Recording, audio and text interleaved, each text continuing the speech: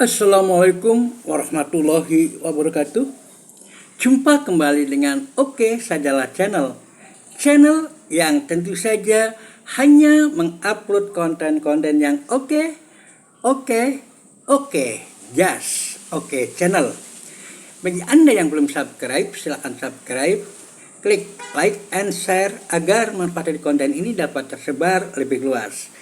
Klik tanda lonceng agar Anda mendapatkan notifikasi setiap kami mengupload video baru. Saudara, seperti biasa di awal minggu kami memberi catatan tentang politik. Catatan berita politik. Catatan news politik. Cantik catatan news politik. Tentu saja catatan news politik kali ini terkait dengan kondisi dalam negeri, domestik, yang banyak yang memberikan ulasan, atau para pengamat banyak yang memberikan ulasan, tapi dari ulasan-ulasan para pengamat ini nampaknya tidak melihat lintas sektoral, dalam makna hanya melihat dengan angka-angka, misalnya ekonomi dengan angka-angka pertumbuhan dan sebagainya, dan tidak melihat faktor-faktor eksternal yang mungkin justru akan berakibat sangat fatal, ya. Sehingga kalau kita lihat, Menteri Keuangan pun meramalkan akan ada tidak baik. Jadi pertumbuhan ekonomi atau kondisi ekonomi tidak baik, hanya sekitar itu. Kemudian dari sisi politik pun begitu, ya, hanya melihatnya kalau dalam konteks yang kasat mata saat ini adalah banyak pertentangan, sehingga banyak nanti adalah banyaknya konflik di antara masyarakat, itu saja. Kemudian hampir semuanya saya melihat tidak memasukkan faktor yang sangat penting, yakni adanya faktor megatrust, ya. Nampaknya bagi mereka asing faktor megatrust, atau mungkin mereka optimis tidak terjadi megatrust, ya. Itu masalah lain kalau semacam itu. Tetapi kalau kita harus memperhatikan akan terjadinya megatrust, tentu saja prediksi-prediksinya tidak bisa seperti yang diungkapkan oleh para pengamat tentunya. Gimana mau membangun ekonomi kalau suasananya porak-poranda? Jawa tinggal 2 bagian kecil, kemudian dengan Jawa yang mayoritas penduduk ada di Jawa, Indonesia di Jawa ada sekitar 60%, dengan yang kondisi semacam itu adalah post major banget. Termasuk juga dalam pengamatan politik, ya, orang masih beranggapan nanti tahun 2029 ini tidak memasukkan bahwa faktor-faktor yang perlu diperhitungkan adalah faktor post majornya dari megatrust, ya, megatrust. Bagi saya, walaupun itu dari bidang ataukah geologi, terkait dengan masalah geologi dan geofisika, nah, tetapi itu harus kita pahami juga, harus kita adopsi dalam analisa kita, ya. Apalagi kalau kita menggunakannya analisa yang holistik, itu hubungan keterkaitan dengan semesta itu tidak bisa dipungkiri, ya, tidak bisa satu hal yang harus, ya, satu hal keniscayaan bahwa berbagai yang terkait dengan semesta ini harus dimasukkan. Nah, tapi nampaknya berbeda dengan para pengamat yang ada. Nampaknya, ya, mungkin karena pandangannya positif, ya, akan terjadi apa-apa, itu bisa saja. Tapi kalau menurut saya itu bisa berakibat fatal dan bisa membuat masyarakat tidak siap dengan tidak memasukkan faktor-faktor yang harus kita perhitungkan dengan dengan adanya faktor-faktor megatrust misalnya, seperti tentang kepemimpinan. Kita banyak yang terpaku pada pergantian kepemimpinan 5 tahunan atau suksesi nasional 5 tahunan 2029. Dan ini bisa membuat kita kacau balau ketika terjadi yang sebaliknya, bahwa dengan megatrust post merger itu ada kepakuman kepemimpinan, sementara kita belum mempersiapkan diri baik dari pihak pemerintah maupun dari pihak oposisi. Nah, oleh karena itu yang saya sarankan adalah dalam kondisi kita tahu pemerintah seperti ini, maka putra-putra Indonesia terbaik yang memang ada di luar pemerintahan perlu juga menekankan adanya faktor post merger dalam pembicaraan seharian, dan apalagi kalau bahkan kemungkinan karena tadi saya juga baca megatrust global itu ada di satu vlog, itu sangat luar biasa. Dan ini harus dipersiapkan terutama ketika memang terjadi kevakuman dan terjadi post merger, di mana harus ada berbuat, ya, di mana harus ada yang bisa tampil, tetap harus ada yang tampil menyelamatkan bangsa Indonesia.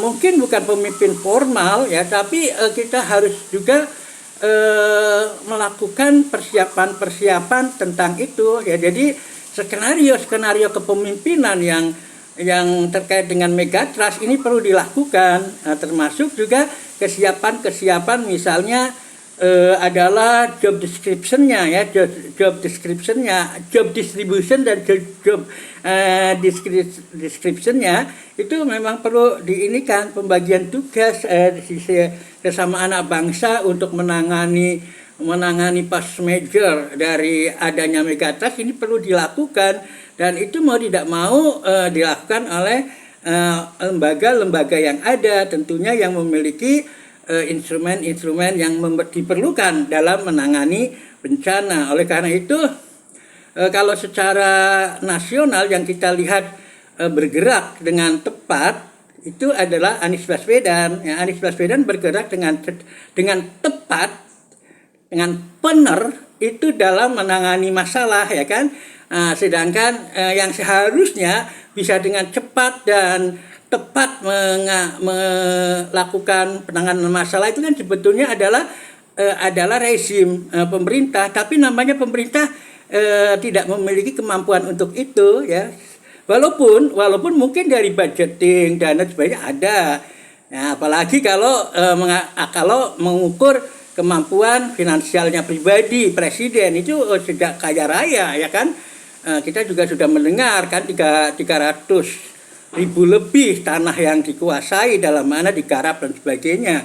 Nah, itu jelas kaya raya. Tapi juga kita harus juga berpikir pada saudara-saudara yang di luar sistem itu harus berpikir bahwa walaupun presiden kaya, kemudian juga katakanlah orang-orangnya kaya dan juga mungkin kroni-kroninya kaya, tapi kita harus berpikir hancurnya kebun sawit di Sumatera itu juga menghancur luluhkan harapan mereka. Ya, jadi jangan kita berpandangan bahwa mereka ini lega-lega cuman itu, mereka juga merasa rugi banget kan, sudah dikejar-kejar biar panen dan sebagainya, tahunya tidak panen. Nah, kalau dalam bahasa pertanian itu puso ya kan, sawitnya puso. Nah, ini makanya sangat wajar juga ketika kemudian Prabowo sebagai salah seorang yang juga menguasai sawit, terutama juga mungkin keluarganya Hasyim. Nah, ini juga kemudian bagaimana dengan caranya bisa mengganti investasi yang telah hancur luluh di Sumatera di tempat lain. Jadi wajar saja kemudian memohon Papua. Ini satu hal yang memang bentuk dari kita harus memahami bahwa mereka juga sedang bingung yang bingung dengan investasi yang telah ditanamkan dan sebagainya. Nah, itu yang apa namanya yang terjadi, sehingga dalam menangani bencana pun jangan diharapkan mereka berpikir secara optimal. Itu nggak mungkin. Mereka akan tetap saja dihantui dengan kehancurannya, dan akhirnya ketika bicara mungkin yang kita sebut sebagai hanya omon-omon, itu bisa saja, ya kan. Nah, oleh karena itu saudara sekalian, di tengah mereka yang semacam ini dalam kondisi oligarki mengalami kerugian yang luar biasa, ya, kalau kita kan bicaranya mereka telah melakukan deforestasi dan sebagainya, iya, tapi mereka juga sekarang saatnya sedang sekarat dengan modal yang semacam itu, walaupun mereka kaya raya, ya, artinya ada hal-hal lain, tapi bagaimana juga dengan modal yang dilakukan seperti ini tetap saja yang saya sebut sebagai dilematis, ya, bagi mereka. Nah, oleh karena itu bagi para pemimpin yang di luar sistem ini harus menggarap masyarakat agar masyarakat itu bangkit dan kemudian menyelamatkannya, termasuk ketika ada megatrust, ya kan, dengan kehancuran yang luar biasa. Nah, ini bagaimana harus dipersiapkan. Nah, tentu saja yang pertama, bagaimana kita harus tahu posisi selamat, ya kan, kita harus tahu persis kemana kita lari agar selamat. Yang kedua, ketika skenario kita lari semacam itu sesuai dengan yang diprediksikan, disimulasikan, kemudian kita harus menyusun nantinya action plan ketika itu betul-betul jadi gimana. Nah, kita jangan disibukkan dengan ijazah, dengan ini itu masa kecil nanti, ya kan, dan itu kayaknya tidak akan semakin meruncing, ya, karena mau bagaimana mengurus masalah ijazah dan sebagainya ketika jawab porak-poranda, kemudian ya yang namanya walaupun kita tidak tahu takdirnya gimana, tapi saya melihat apa yang terjadi di Jawa nanti itu adalah satu proses katarsis untuk membersihkan mereka yang berdosa, karena kita juga harus melihat pada potensi spiritual di mana akan ada zaman akhir, puncak peradaban zaman akhir yang harus kita juga antisipasi, ya. Mereka yang tentu mengantisipasi, mereka yang telah meyakini akan terjadi itu semua. Nah, oleh karena itu saudara sekalian, di samping kalau saya melihat rejim ini sedang kebingungan, apalagi dengan kerugian yang luar biasa, di mana-mana ada musibah dan sebagainya, dan dalam bahasa Menteri Keuangan itu ekonomi tidak akan baik-baik saja, tidak akan beranjak baik gitu. Jadi satu hal yang sebetulnya bisa kita tangkap akan terjadi satu hal yang sangat tragis, ya, apalagi kalau itu saja belum dimasukkan faktor megatrust. Gimana kalau sudah dimasukkan faktor megatrust dengan segala kehancurannya? Nah, ini akan semakin tragis, dan itulah yang harus dipersiapkan oleh mereka yang betul-betul ingin Indonesia tetap ada, ya kan, karena meskipun nanti Jawa tinggal 2 bagian yang sangat kecil, kemudian di luar Jawa itu tersapu oleh siklon dan sebagainya, siklon tropis dan sebagainya, tetap Indonesia harus ada yang menahkodai. Dan ketika hal itu terjadi, harus siapa yang harus menahkodai? Jangan kita berpikir dengan pemikiran yang mungkin normal saja. Gimana mau ngadain pemilu untuk mengganti itu, bagaimana mau sidang MPR-nya juga ambruk dan sebagainya. Nah, ini jadi antisipasi memasukkan faktor megatrust ini sangat penting. Nah, oleh karena itu ya, kalau saya bicara masalah di luar sistem, kalau bicara masalah oposisi, ya kan memang cuma Anies yang menjalankan oposisi yang saya sebut sebagai oposisi produktif, ya kan. Tidak ini dengan kata-kata yang menjatuhkan atau mungkin merendahkan rejim, enggak, ya. Anies cuman malah mengajak misalnya mari kita bangkit bersama ini gitu itu kemudian dengan tindakan nyata. Jadi kalau ada keinginan misalnya Anies menginginkan ditetapkan sebagai bencana nasional, yang saya lihat itu agar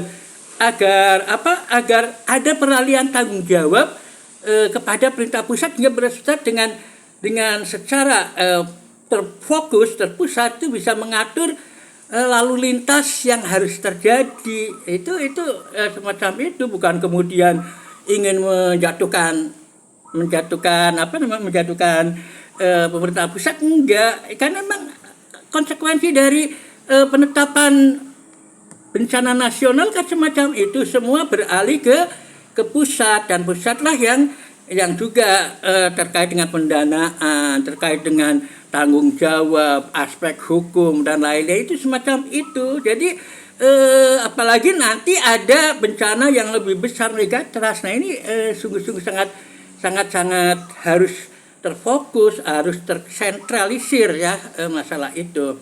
Jadi kalau Anies itu dan kalau Anies bilang juga kemarin yang sampai berbusa-busa dan sebagainya, ya faktanya memang sampai Anies juga akhirnya turun membangun rumah-rumah sederhana ya, sementara itu kan karena memang melihat kenyataan begitu, dan itu faktanya yang memang dibutuhkan oleh masyarakat. Itulah yang namanya bekerja tepat. Mungkin bekerja, tapi bekerjanya kemana nggak tahu. Ya, yang saya katakan bahwa sebetulnya pemerintah jauh lebih bisa mungkin berbuat efektif ya ketika harus memanfaatkan, misalnya kalau untuk mengangkat tadi ya, kalau Anies kan dengan menyewa alat itu kan, kalau pemerintah kan ya bisa lintas departemen atau lintas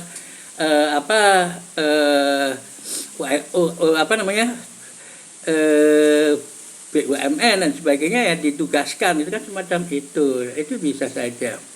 Nah, jadi saudara sekalian, banyak yang saya lihat, banyak yang tidak memasukkan faktor megatrust ini, nggak tahu ya apakah mereka tidak mempercayai BMKG atau yang lainnya, wallahu alam. Tapi yang pasti apapun perencanaannya, yang namanya perencanaan, yang namanya sustainable development, itu tentu saja sangat memperhatikan masalah lingkungan, masalah holistik ya, itu seperti itu. Itulah sustainable development, karena untuk membangun yang sustain, yang bisa itu tidak mau tidak kita harus menjaga lingkungan. Itu adalah satu hal yang pasti. Nah, itu oleh karena itu harus disampaikan sesuai dengan hanya sekedar, tapi kalau saya sih kelihatannya hal-hal yang terjadi sekarang tanpa memasukkan faktor megatrust, kayaknya itu hanya optimisme. Jadi itulah yang harus kita lakukan, terutama saya harus ngomong terutama juga kepada oposisi ini kan pemerintah kan jalannya karena itu juga terkait dengan masalah sawit, deforestasi itu juga berkaitan macam-macam ya. Mereka juga sedang pusing ya kan dengan hal yang semacam itu. Jangan diharapkan mereka berpikir normal ya kan, ya, makanya ya kan kemudian yang diajukan Teddy dan sebagainya itu kan wajar saja. Nah, kalau kemarin ya kan yang diajukan terkait dengan gelar itu kan Fadlizon. Nah, sekarang ya ada semacam itu harus kita pahami juga kan. Nah, oleh karena itu sekali lagi saudara sekalian, terkait masalah berbagai hal yang terkait dengan what next dari bangsa ini, kita harus mengantisipasinya dengan memasukkan faktor megatrust yang sangat luar biasa itu. Nah, dan bagaimananya tentu saja bagi kita tidak asing ya kalau memberikan satu yang katakanlah skenario A, skenario B, skenario C. Kalau memang nanti alhamdulillah megatrust tidak terjadi, ya tetap pada skenario nanti, tapi karena memang Megatrust sudah alarm merah. Nah, ini harus kita perlakukan itu ketika kita harus menghadapi betul-betul Megatrust terjadi, ya. Jangan sampai hujan itu sudah turun, sudah kelihatan, mendung sudah hitam sekali, tapi kita masih berpikir bahwa ini terang benderang. Ini satu hal analisa sesat akhirnya. Dan itulah yang harus kita bersama-sama lakukan semacam itu. Ya mungkin saya hanya ngomong ya, karena memang saya hanya bisa ngomong ya, itu ngomong juga dari jauh ini. Dari lereng Merapi ya, Condong Catur, Condong Merapi, yang memang juga kita juga harus mengantisipasi bagaimana kalau nanti terkait dengan kondisi yang Jogja. Tapi yang kalau dilihat dari gelagat yang ada, nampaknya Jogja adalah salah satu bagian yang aman.